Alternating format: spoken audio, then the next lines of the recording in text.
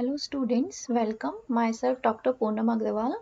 I am associated with Idankal, and here in these sessions we are going to talk about some of the important topics from CSIR and JRF Life Sciences. For this session we are going to take unit 4, that is cell communication and cell signaling.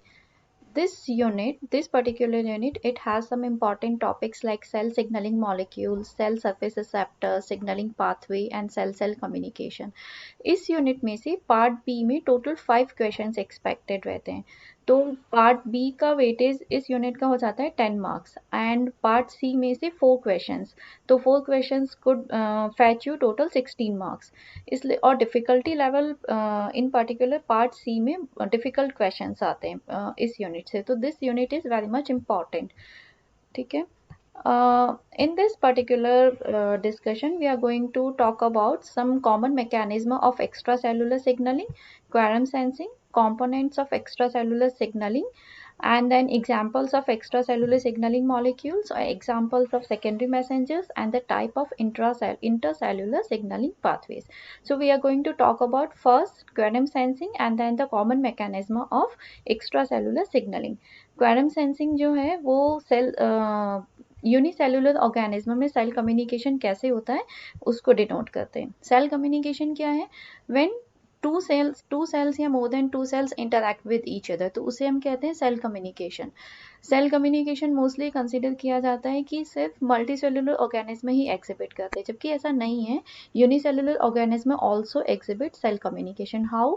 इसके example है quorum sensing. Quorum sensing में bacteria coordinate their behaviour and respond to the chemical signals that are secreted by their neighbor bacterial cells, and as the concentration of these chemical signals increase in the surroundings, it regulate their movement, production of antibiotics, sporulation and conjugation. इसका एक example देख लेते हैं क्वेरम sensing का. Gram positive pathogenic bacteria है Streptococcus pneumoniae. ठीक है. Streptococcus pneumoniae release करता है एक प्रोटीन इनटू द एनवायरनमेंट. अब जैसे जैसे स्ट्रेप्टोकोकस निमोनी की पॉपुलेशन साइज इंक्रीज होगी वैसे ही ज़्यादा प्रोटीन सिक्रीट होगा एनवायरनमेंट में, तो प्रोटीन कॉन्सेंट्रेशन भी बढ़ती जाती है. And this increase concentration of peptide convert some bacterial cell in the population from the non competent state to the competent state. ठीक है. कॉम्पिटेंट स्टेट में जो बैक्टीरियल सेल कॉम्पिटेंट हो गई हैं, they can exhibit transformation. Transformation क्या होता है? They can take up DNA from the surrounding. This process is called transformation. Okay, and these competent cells also release a chemical which is called bacteriocin, and bacteriocin lies the non-competent cell which are present in the population. ठीक है. अब जैसे ये non-competent cell को lysis मतलब उसको kill कर दिया जाता है, और जैसे ये cells जो non-competent cells kill की जाती हैं तो they release the DNA and the virulence factor. These DNA, this is taken up by the by the competent cell, that is they exhibit transformation, or virulence factor is also taken up by the competent cell. The virulence factor help the competent cell to invade the tissue in the host organism and to cause disease. So this is how quorum sensing is an example of cell communication or cell signaling in the unicellular organism. Okay. Now एक general mechanism है cell communication की. कोई भी extra cellular signal हो या कोई भी intracellular signalling molecule हो, इररिस्पेक्टिव ऑफ देयर टाइप, एक जनरल बेसिक मैकेनिज्म जो है सेल कम्युनिकेशन की वो सेम रहती है. उस मैकेनिज्म में क्या होता है? सबसे पहले एक्स्ट्रा सेलुलर सिग्नलिंग मॉलिक्यूल्स जो हैं, they are the signaling molecules which are released by the signaling cells. Okay, and they have their receptors present on the target cell. Target cell पे उनके receptor present होते हैं. अब extra cellular signaling molecule जो होता है, ये red color की structure जो है वो extra cellular signaling molecule है. It binds to its receptor protein which is present on the plasma membrane of the target cell. As this binding occurs, the receptor is activated, which in turn activates the intracellular signaling proteins. ठीक है. अब ये these activated intracellular signaling proteins, they finally affect the effector protein. तो 4 main components हो गए हैं cell communication की, extra cellular signalling molecule, receptor protein, intracellular signalling proteins, इसको आगे देखेंगे हम कि इसको सेकेंड मैसेंजर्स भी कहा जाता है, and then the effector protein. Now depending upon the type of the effector protein the particular response is generated. ठीक है, तो एक जनरल मैकेनिज्म में सेल कम्युनिकेशन में क्या होता है, सबसे पहले जो रिसेप्टर प्रोटीन होता है it serve in reception of the signal, मतलब it serve as the binding site for the ligand or extracellular signaling molecule. Okay, and as this binding occurs, the receptor is activated, which in turn activates the intracellular signaling pathway, and these intracellular signaling proteins process the signal and relay it to the effector proteins. Effector proteins जो है वो intracellular targets हैं. ठीक है, now these effector proteins, they are altered when the signaling pathway is activated, and the activated effector protein brings about the appropriate change in the behavior of the cell. अब अगर effector protein metabolic enzyme है तो metabolic rate alter हो जाएगी, कोई भी metabolic pathway affect होगा, या तो उसकी रेट इंक्रीज होगी या डिक्रीज होगी. अगर इफेक्टर प्रोटीन जो है वो रेगुलेटरी प्रोटीन है तो जीन एक्सप्रेशन अफेक्ट होगा. अगर इफेक्टर प्रोटीन आयन चैनल है तो obviously the permeability of cell membrane for specific ion would be altered. और अगर ये साइटोस्केलेटन का कंपोनेंट है तो सेल की मूवमेंट या सेल शेप जो होगी वो अफेक्ट होगी. तो इस तरह से depending upon the type of the effector protein the effect of the signalling molecule is different. ठीक है, और एक्स्ट्रा सेलुलर सिग्नलिंग मॉलिक्यूल मतलब ये जो फर्स्ट कंपोनेंट है जो यहाँ पे बाइंड कर रहा है रिसेप्टर प्रोटीन पे, ये बहुत सारे हो सकते हैं. इनके एग्जांपल्स हैं, it could be a hormone और local mediator or neurotransmitter and contact dependent signal molecules. These are the major type of the signaling molecules which are present in organism. ठीक है, specifically in human. Hormones के example हैं adrenaline and cortisol which are the hormones secreted by adrenal gland, estradiol secreted by ovaries, insulin secreted by pancreas, testosterone secreted by testes, and thyroid hormone secreted by thyroid gland. These hormones serve as the signaling molecule. कैसे? अब adrenaline है, it is a mineralocorticoid. तो ये adrenaline जो है वो affect करता है मिनरल आयन कॉन्सेंट्रेशन को, कि ब्लड में मिनरल आयन कॉन्सेंट्रेशन कितनी है उसको अफेक्ट करता है by affecting their secretion and reabsorption in kidneys. ठीक है, इस तरह से कॉर्टिसोल जो है वो ग्लूकोज मेटाबॉलिज्म को अफेक्ट करेगा. Estradiol and testosterone, these are the male and female sexual hormones, and they affect the development of the secondary sexual characters, and then after puberty the development of gametes. ठीक है, and thyroid hormone जो है वो BMR को affect करते हैं, basic metabolic rate को. Local mediators के एग्जांपल हैं epidermal growth factor, platelet derived growth factor and nerve growth factor. Name ही उसका सजेस्ट कर रहा है कि ये सब ग्रोथ फैक्टर्स हैं तो ऑब्वियसली ये सेल की ग्रोथ को अफेक्ट करेंगे.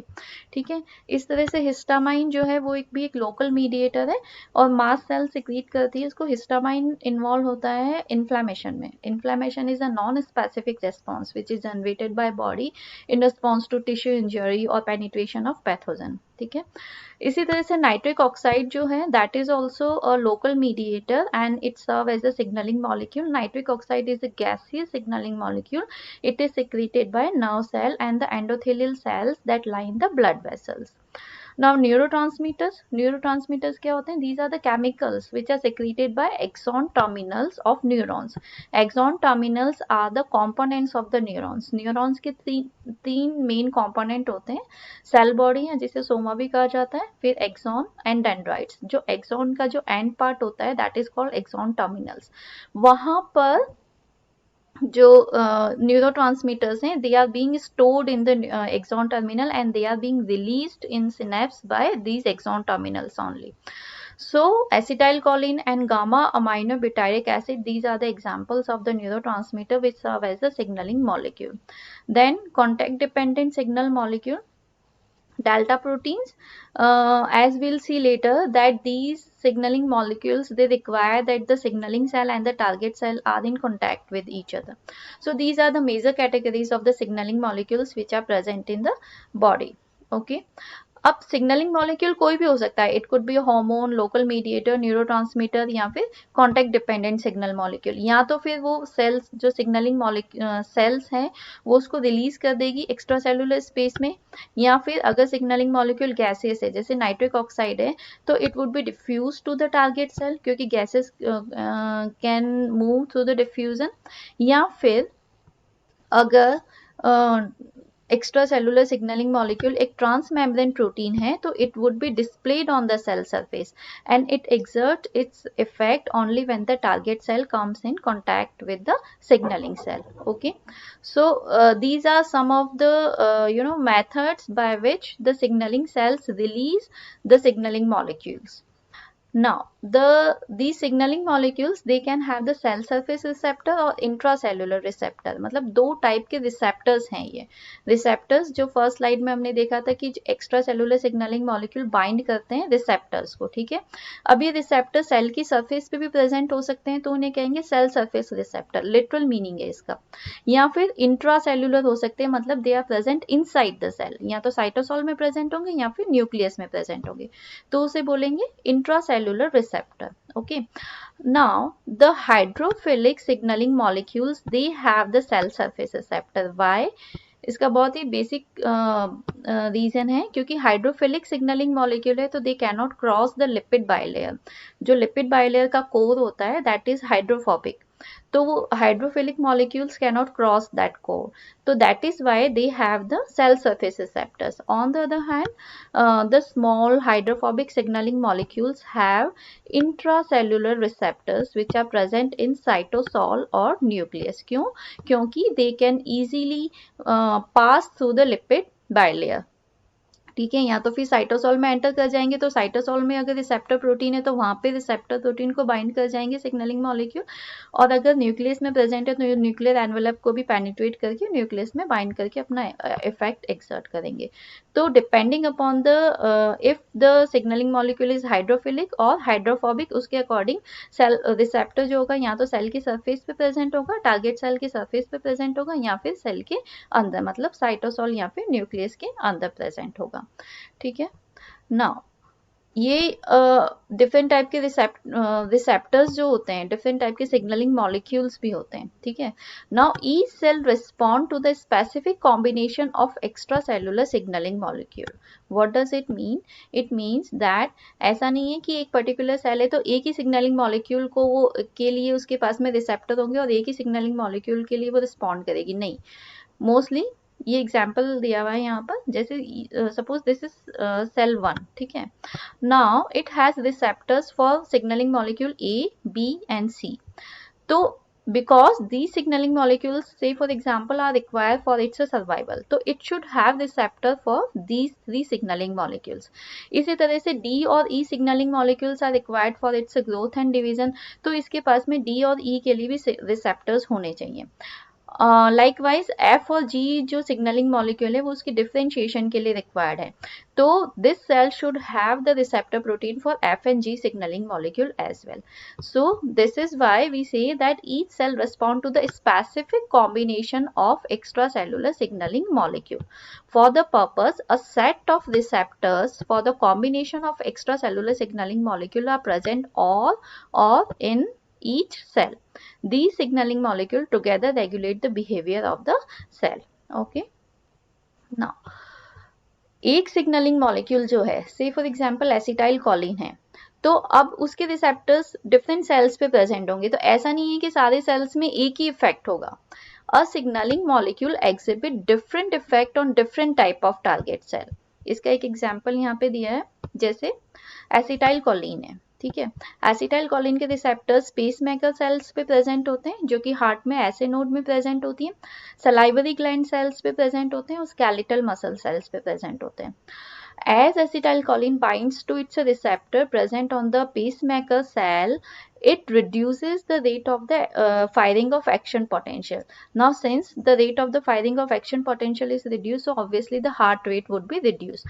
So, what is the effect of acetylcholine on the pacemaker cell? That the rate of the heart pumping or the heart rate is reduced, we can say in simple language. Okay. Now, but In case of salivary gland cell, it stimulate the release of saliva. Okay तो ये उस इसके function को, salivary gland के function को तो stimulate कर रहा है, और जबकि हार्ट के फंक्शन को इनहिबिट कर रहा है. तो वी कैन सी कि सेम सिग्नलिंग मॉलिक्यूल है but it is exhibiting different effects on different cell.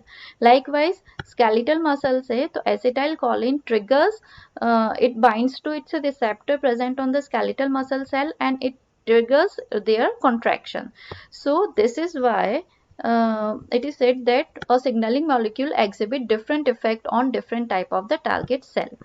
How this is achieved? By binding to the different receptor on the different cell. मतलब कि ये जो एसिटाइल कोलिन है ये pacemaker cell पे कोई और टाइप का रिसेप्टर है जिससे ये बाइंड कर रहा है. ये आयन चैनल हो सकती है. आगे जब हम टाइप ऑफ रिसेप्टर पढ़ेंगे तो उसमें देखेंगे कि डिफरेंट टाइप के रिसेप्टर्स होते हैं. तो यहाँ पे आयन चैनल कोई रिसेप्टर की तरह काम कर सकती है जिसकी वजह से एक्शन पोटेंशियल रिड्यूस हो रहा है, या फिर यहाँ पे कोई और आयन चैनल हो सकती है, या कोई जीटीपी बाइंडिंग प्रोटीन रिसेप्टर की तरह वर्क कर सकता है जिसकी वजह से इसकी एक्टिविटी एनहेंस हो रही है.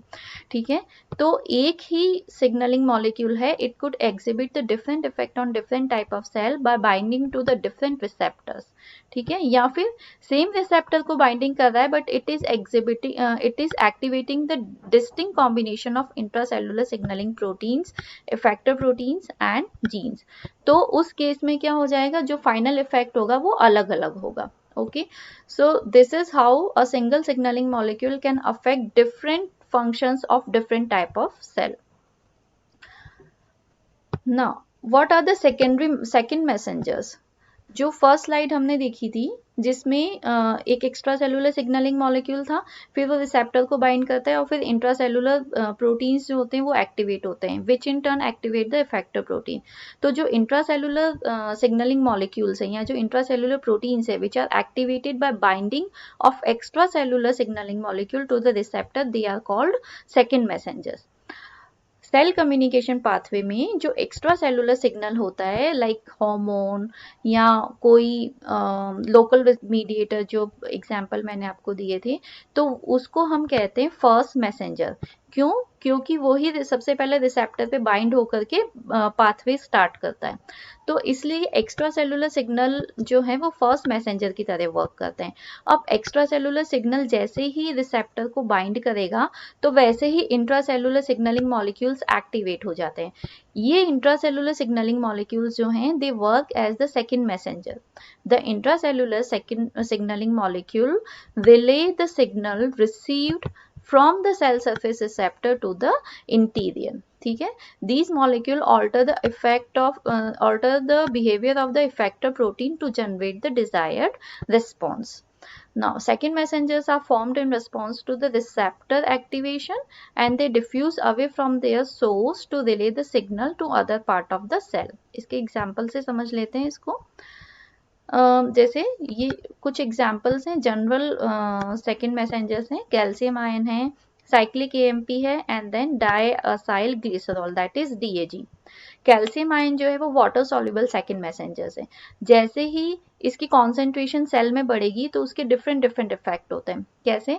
जैसे increase in the cytosolic concentration of calcium ion in response to the stimulus in the muscle cell triggers contraction. मतलब मसल सेल्स में जैसे ही कैल्शियम आयन कॉन्सेंट्रेशन इंक्रीज होती है वैसे ही मसल कॉन्ट्रैक्शन ट्रिगर होता है. एंडोक्राइन सेल में जैसे ही एंडोक्राइन सेल के अंदर कैल्शियम आयन कॉन्सेंट्रेशन इंक्रीज होगी किसी स्टिमुलस की वजह से, तो the endocrine cell is stimulated to release the hormone. Okay, तो ये कैल्शियम आयन के इफेक्ट हो गए. इसी तरह से साइक्लिक एएमपी भी सेकंड मैसेंजर की तरह वर्क करता है. जैसे ही एक extra cellular signalling molecule bind करेगा रिसेप्टर को तो साइक्लिक एएमपी की कॉन्सेंट्रेशन उस टारगेट सेल में इंक्रीज हो जाएगी. Now in some cells the rise in the cyclic AMP activate the particular protein kinase like protein kinase A. The activated protein kinase A phosphorylate the target protein to induce the specific changes in the cell metabolism. Likewise, in some other cells, it can also affect the activity of certain ion channels. Okay, so this is how the second messengers are working. Likewise, diacyl glycerol, another example of the second messenger, but this is lipid soluble. तो it diffuses into the plasma membrane and it activate the protein kinase C, ठीक है, इसका अलग effect होता है। मतलब second messengers जो extra cellular signalling molecules हैं जो फर्स्ट मैसेंजर की तरह वर्क कर रहे हैं वो उस जो सेकंड मैसेंजर्स को एक्टिवेट करते हैं और सेकंड मैसेंजर्स जो हैं वो इफेक्टर प्रोटीन को एक्टिवेट करके डिजायर्ड रिस्पॉन्स क्रिएट करते हैं, right. Now the type of the intercellular signalling. Intercellular मतलब, इंटरसेल्यूलर का क्या मतलब है कि एक तो सिग्नलिंग सेल है और एक टारगेट सेल है। सिग्नलिंग सेल जो है वो सिग्नलिंग मॉलिक्यूल रिलीज कर रही है और टारगेट सेल पे अफेक्ट एक्सर्ट कर रहे हैं। ओके, इसमें फर्स्ट टाइप है कॉन्टेक्ट डिपेंडेंट। कॉन्टेक्ट डिपेंडेंट में क्या होता है, it occurs between the cell that exhibit direct membrane contact between each other. इसका यहाँ पे इमेज से दिया हुआ है contact dependent cell, this is the signalling cell, ये सिग्नलिंग सेल है, ठीक है। इस पे एक membrane bound signalling molecule present है, जो रेड कलर की स्ट्रक्चर है वो मेम्ब्रेन बाउंड सिग्नलिंग मॉलिक्यूल है। वो सिग्नलिंग मॉलिक्यूल रिलीज नहीं हो रहा है, मेम्ब्रेन पे एम्बेडेड है, ठीक है। अब ये टारगेट सेल है, it has contact with the signaling cell. Now, as the membrane-bound signaling molecule binds to its receptor, which is present on the membrane of the target cell, the specific effect is generated. But here, what is required, that the signaling cell and the target cell are in contact with each other. Their membrane should be in contact with each other. So, this is how the contact-dependent signaling occurs. Now, the other type of the signaling is the paracrine signaling, in which the signaling molecule act on the nearby cells only. Nearby cells, जैसे ये example दिया है, ये signaling cell है. This signaling cell is releasing some local mediators which are represented here by red dots. These red dots or these local mediators or these signaling molecule, they bind to their receptor which are present on the nearby cells only. बहुत locally, बहुत distantly located cells को affect नहीं करता है, तो उसको हम कहते हैं paracrine signaling, ठीक है। Synaptic signaling में क्या होता है, neurotransmitters are released into the synaptic cleft that is present away from the cell body of the neuron where they are synthesized, right.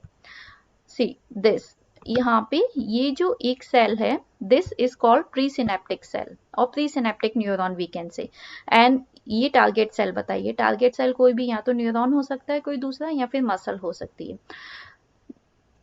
This is the cell body of presynaptic neuron where the neurotransmitters are synthesized and these neurotransmitters are stored in the axon terminal. ये इसका axon terminal है. Neurotransmitters are released from the axon terminal into the synapse. synapse के बीच की जो gap है दो sales के बीच में, इसको synapse कहते हैं. यहाँ पे ये रिलीज होते हैं और ये टारगेट सेल पे जो रिसेप्टर है फिर वो उस पे बाइंड करके अपना इफेक्ट एक्सर्ट करेंगे. So this is how the synaptic signalling work. Endocrine signalling में क्या होता है, signaling molecules are released directly into the blood stream and they target the cell which are present throughout the body. Endocrine signalling में endocrine cells या endocrine glands जो होती हैं वो इन्वॉल्व होती हैं. तो एंडोक्राइन ग्लैंड्स जो होती हैं they release their secretions which are called hormones into the blood stream. Blood carry करता है उसको टारगेट सेल पे. यहाँ पे mostly the target cells are distantly located. Okay, another type is autocrine signaling. Autocrine signaling में क्या होता है, it is a type of the paracrine signaling where the signaling and the target cell are same, right. Here मैंने आपको बताया था कि ये सिग्नलिंग सेल है. अब इसने यहाँ से लोकल मीडिएटर रिलीज हो रहा है. अब अगर ये सिग्नलिंग मॉलिक्यूल सेम सेल के रिसेप्टर को बाइंड करता है, मतलब सिग्नलिंग सेल और टारगेट सेल सेम ही है, तो उसे हम क्या कहेंगे, autocrine signaling. And this autocrine signaling is exhibited by cancer cells. So in this discussion we have discussed about the common mechanism which is exhibited by all the signaling molecules or which is common between all the signaling molecules and the type of the intracellular signaling. Next में हम पढ़ेंगे कि type of receptor, जैसा मैंने आपको बताया different type के receptors होते हैं, तो उनके different types और different signaling pathways जो कि syllabus में है, ठीक है, उसको cover किया जाएगा. I would recommend that you all join Edancal, which is #1 online coaching for IIT JEM, CSIR net and UGC net. यहाँ पे आपको स्टडी मटेरियल मिलता है, ऑनलाइन एंड ऑफलाइन दोनों प्रोवाइड किया जाता है, मतलब हार्ड कॉपी भी प्रोवाइड की जाती है। You can also solve the doubts if you stuck somewhere while studying, you can solve the doubts from the expert, and then video sessions are also available, which are related to the topics involved in the syllabus, right? So these are some of the benefits if you join the Edancal mobile app. There are practice tests after completing particular topic. You can go through the practice test to come to know where actually you are lagging, if at all. And then exam guidance होता है, फिर previous year के papers हैं, paper analysis होता है, तो this is very helpful. The contact number is also given, this is the toll free number where you can contact to join, and I really hope this session was helpful to you. Thank you.